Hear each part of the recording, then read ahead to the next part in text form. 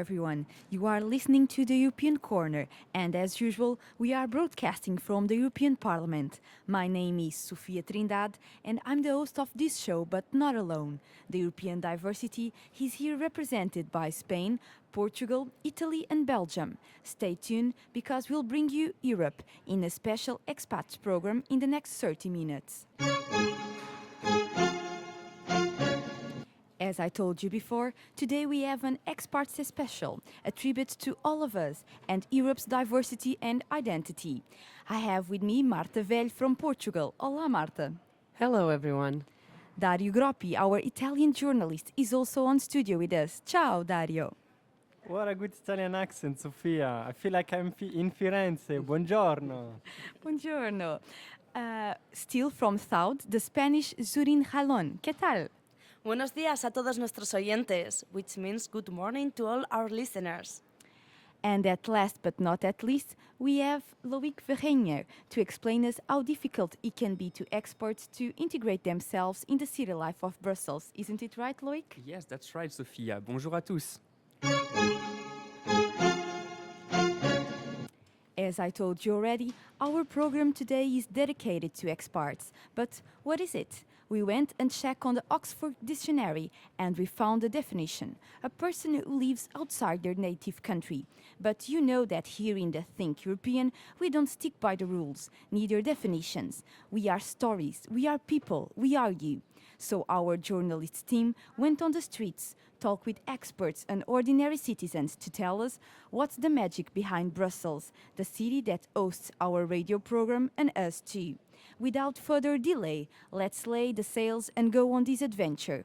We'll start with the Portuguese sailors. Since the earliest times, Portugal is a country of curious and adventurous people, always ready to move away from their country, searching for new places to discover, explore and live. Portuguese people had their brightest moments after the 15th century, when fearless explorers crossed the seas to discover lands such as Brazil, the west coast of Africa, and even some islands in Asia. In the past couple of centuries, the Portuguese still went on leaving their country to another places. But now, the motivations are a little different. Isn't that so, Marta Velho?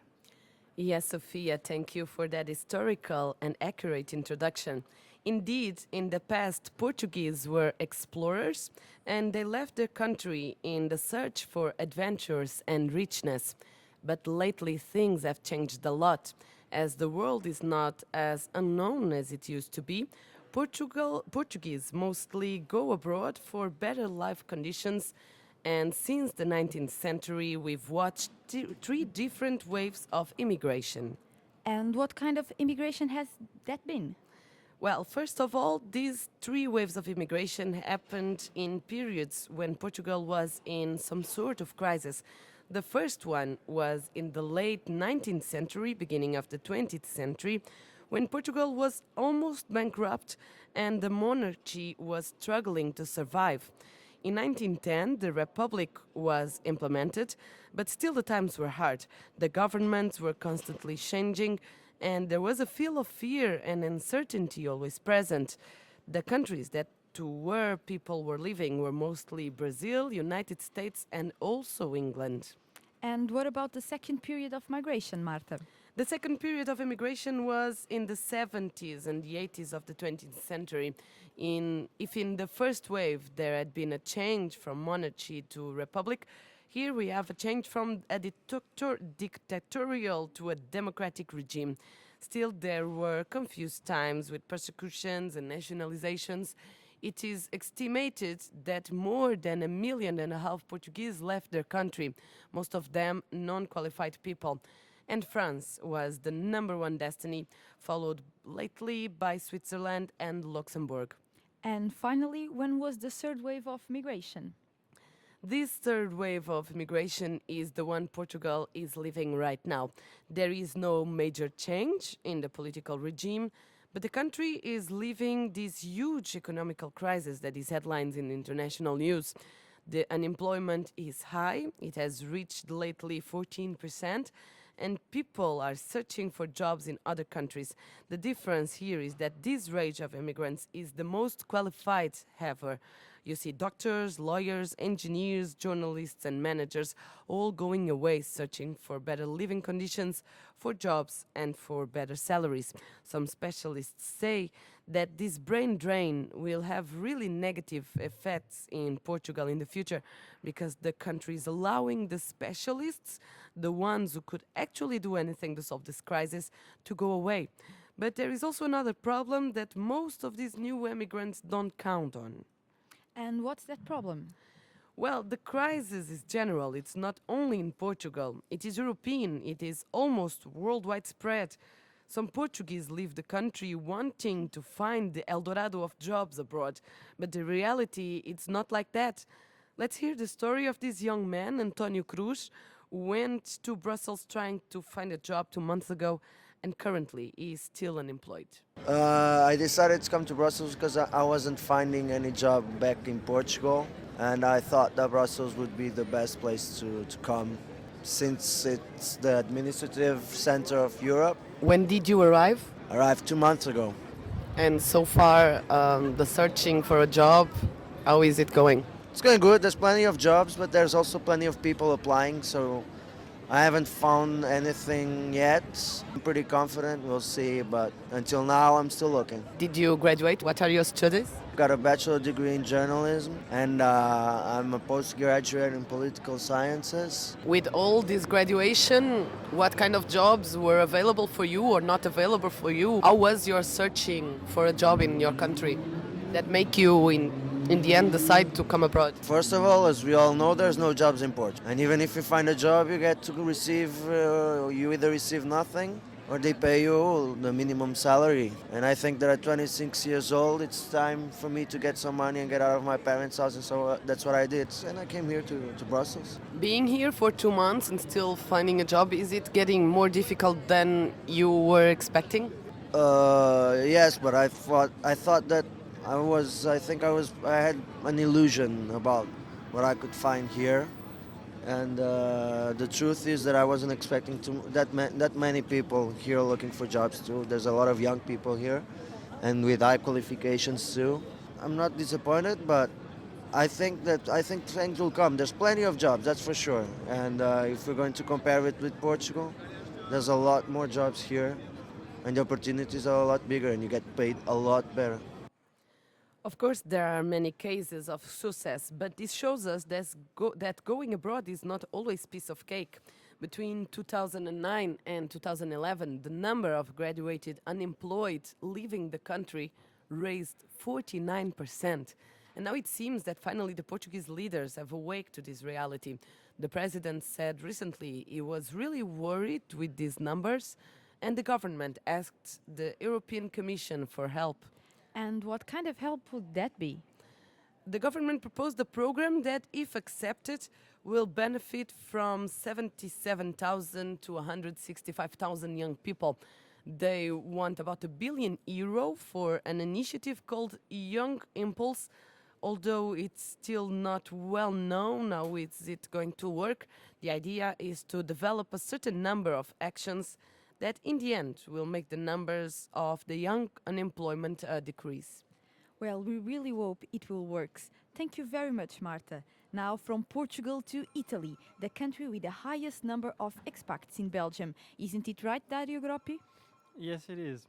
Italians are everywhere, is what I used to say as a joke when I hear some of my fellow countrymen speaking together, because I'm from Italy, just like them, and another 4.5 million people or so in the world. For instance, Sofia, can you cite me any well-known Italian here in Belgium? Well, for instance, Di Rupo, your Prime Minister. Exactly, but also Her Majesty, the Queen of Belgium, Paola, whose complete name is Paola Ruffo di Calabria. She's considered by some the most eminent of Belgian Italians. There is indeed a large community of Italians abroad, and Italian Ministry of Foreign Affairs counts about 58 million of oriundi, as much as the Italian population. Oriundi is a Latin term to designate the immigrants of native ancestry. The actor Leonardo DiCaprio is a good example for the United States. But you, Dario, you were born in Italy too, weren't you? Yes, Sofia, I was born in Italy, but my father came here during the end of the 80s because he won a competition for a job in Brussels. This is not the case of Martino, a young Italian that I have interviewed and who decided to stay in Belgium. It was because I did here an internship in a Belgian agency for the cooperation to development, and then I decided to stay because I like to find a job here in my work field. Here in Belgium, he has met a lot of people in the same situation. In Belgium, I have a lot of Italian friends because there are a lot of Italians, Spanish, and Portuguese that come here because the situation in their own country is really difficult. It's really hard, and so they like to find a job here just because in their countries the crisis is very, very hard. However, Italian expatriates are not a recent phenomenon. Anne Morelli is an historian professor at Université Libre de Bruxelles, and she will bring us a few centuries back in time. There were Italians in Belgium already in 1830 during the Belgian Revolution. During the 19th century, there were exiled Italians for political reasons, and also from 1922, after Mussolini took the power, they were anti-fascist exiled people. Italians of the 19th century came also already for economical reasons. Railways in the Belgian region Ardennes have been built by Italians in the 19th century. Why? It is not because they are better builders, but because they are a cheaper workforce than the Belgians. Also, during the interwar period, Italians come for economical reasons, but the main arrival is from 1946. So the first Italians in Belgium were not the ones in the mines of the southern of Belgium, but it is considered as the most important wave. The best organized immigration of Italians in Belgium is the one from the Belgian-Italian agreements of 1946. Italy provided 2,000 miners per week in Belgium, so the most important deportation of workforce. It is the largest migration that Belgium has known. Today, young Italians like Martino decide to migrate in order to find a better life elsewhere. According to Anne Morelli, it's pertinent to make a comparison between the two generations. Migration is always motivated by the hope of a better. We have a technical problem, but because they hope to live better here, the same as the 50s and the ones of today have the same meaning of travel away here in Belgium. It keeps up the adventurous spirits of Italians there, you're for sure. Thank you so much. Yes, people are moved by adventure spirits, by hopes and dreams, but with them they also carry their own culture, sometimes a culture of music and happiness, that they're like the case of Spain. However, not everything is colorful in Spain. There's also a big migration wave of young people. Zurin Jalon will introduce us to the case of a young Spanish living the European dream here in Brussels and their reasons to move abroad. Siempre una bonita canción debe llevar un bonito nombre. Yo suelo ponerle el de la mujer.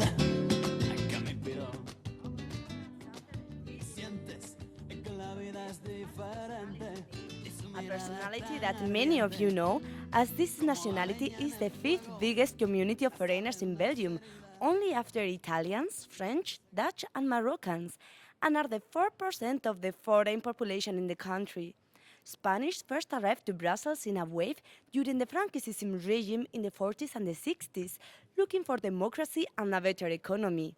Today is the new wave of migration, where young Spanish are coming to Europe to find a job that interests them. The difference between the old generation and the new one is that today, those that move are qualified young people, and those that have a lower academic skills stay in Spain. This is the case of Idoia Jalón, a graduate in economy with master's studies that is working in Brussels since July. I have studied business administration, then a 2 years degree of market research and 1 year in innovation management. Now I'm working in a co-working space for social entrepreneurs in Brussels that is called the Hub Brussels, and it's part of a network worldwide. And why did she decide to come to Belgium? Is there something in the country that attracted her? She wasn't moved by the country itself, but by the type of work, which she found through the organization Novia Salcedo, that is a kind of Leonardo grant. So it was the job and the chance to live an experience. Well, I was studying innovation management in South Tyrol in the north of Italy. And well, I didn't want to go back to Spain or specifically Basque Country. I found this and I think it was really cool. And I don't know, I wanted to try. In a way, her story matches the perspective of the 120,000 Spanish people that left the country in the last 2 years. Between 2008 and 2010, the number of qualified people demanding work abroad has duplicated. But why do so many skilled Spanish move away from the country? Idoia tells us her case, which can explain the reasons of many of those going abroad. On the one hand, I felt that I needed to travel a bit more because of myself. On the other hand, the conditions are not very good, not only salaries or wage, it's working conditions. In terms of flexibility, in terms of control, in terms of personal and professional development, like if you can come up with new projects, new ideas, how can you contribute, like it's not the same. For example, you have your concrete roles and it doesn't matter what is your potential, what are your passions, what are you good at. You cannot do anything of that. Spanish enterprises, they really need that change in this sense. But does that mean, Zuringi? Does that mean that these people will establish abroad and won't come back? Well, regarding the high figures of qualified people looking at work for abroad and installing in other countries, many experts are scared of a very important brain drain in Spain. However, this doesn't mean that the people that move away don't have intention of coming back. Now I'm going to go back to Basque Country because I have my boyfriend there and this is the second year that I'm abroad. But also like I have now some projects that I want to try back in Basque Country because I believe also that if all the people that want to explore new things and have new ideas go away, like if we don't come back, there's a lot of knowledge and talent that they are losing, and it's my country and I want to contribute also with that. So those that have moved have left a part of them, love, friends, or the feeling of being a part of their country. This doesn't mean that they all will come back, nor that they all will stay. But it shows the reality of a country that doesn't offer to skilled people the positions that will fulfill their ambitions. However, like Idoia, there will be always people that will return, and it is to them to bring back fresh set of change. Thank you, Zuringi. Fresh air to a city that for many is grey and boring, and for others so attractive. The European institutions do attract a lot of people from all over Europe who come to Brussels to work but also to live. Actually, there are about 40,000 civil servants working for the European institutions, and 60% of them live in Brussels with their families. If you add to all the journalists, the lobbyists, lawyers, and so on, there's quite a big number of Europeans living in a small capital that Brussels is, of 1 million inhabitants. We have on studio our Belgium representative, Loïc Verheyen. Loïc, how do these people actually integrate in the social and cultural life of Brussels? Well, if you have already taken part to an Erasmus program, you probably know that it's not so easy to integrate yourself into the social life of a new city. When they arrive to Brussels, the European civil servants don't have much time to get used to the local way of life. The first thing that they have to do is try to find a place to live. But most of them tend to gather in the wealthy southeastern part of the town that some people call a golden ghetto. But Eric Corain, professor of social and cultural geography at the University of Brussels, claims that there is no such thing as a golden ghetto in Brussels. First of all, there are no ghettos in Brussels, so don't use it too fast. Brussels is a very multicultural city, a very diverse city. Of course, you have different areas where certain types of populations are predominant, but there is no area that is totally closed. In order to avoid the division of Brussels between a wealthy and a less favored part, Éric Corain suggested that the new European school should be built in the north of the capital. Moreover, the Brussels Europe liaison office, who offers administrative and practical help to the expats, also tries to encourage the Eurocrats to settle in different parts of the town. Karine Impens, deputy director of the liaison office. We organize walks for expats in Brussels. We take them to quarters or communes which are less known to them, like Jet or Molenbeek or Matonge, and so they discover areas of the city, of the region, where they usually never go to. The expats are also accused of raising the prices of real estate, forcing the poorest ones to leave the area. But while studies show that this is true, Éric Corain reminds that they also contribute a lot to the economy of the region. Yes, they are increasing prices, but also they are bringing in a lot of money, purchasing money into the local economy that also is trickling down to Brussels. While the European citizens have the right to participate to local elections, only 16% of the expats actually vote in their commune. For Éric Corain, this low participation rate is due to the fact that most expats believe that they are only here temporarily and that it does not concern them.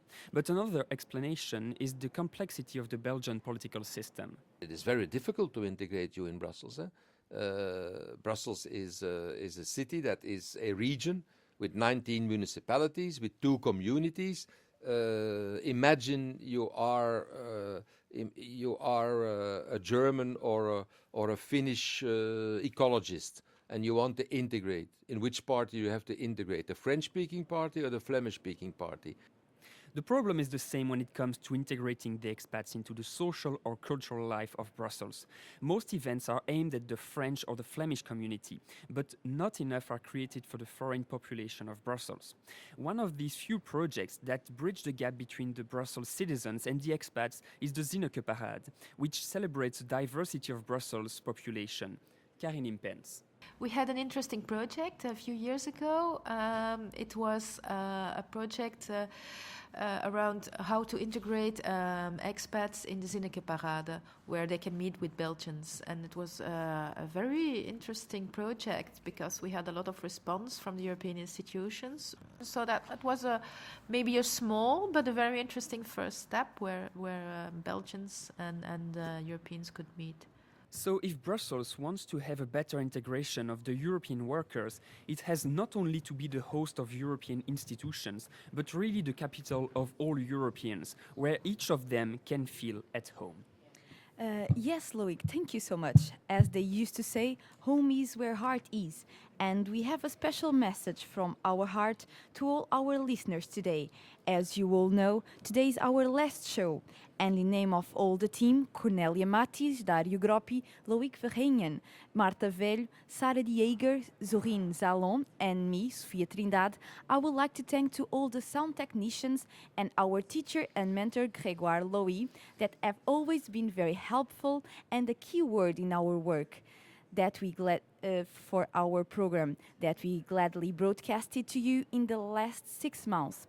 To all our listeners, a thank you and see you around. Until then, remember, think European. Goodbye. Goodbye.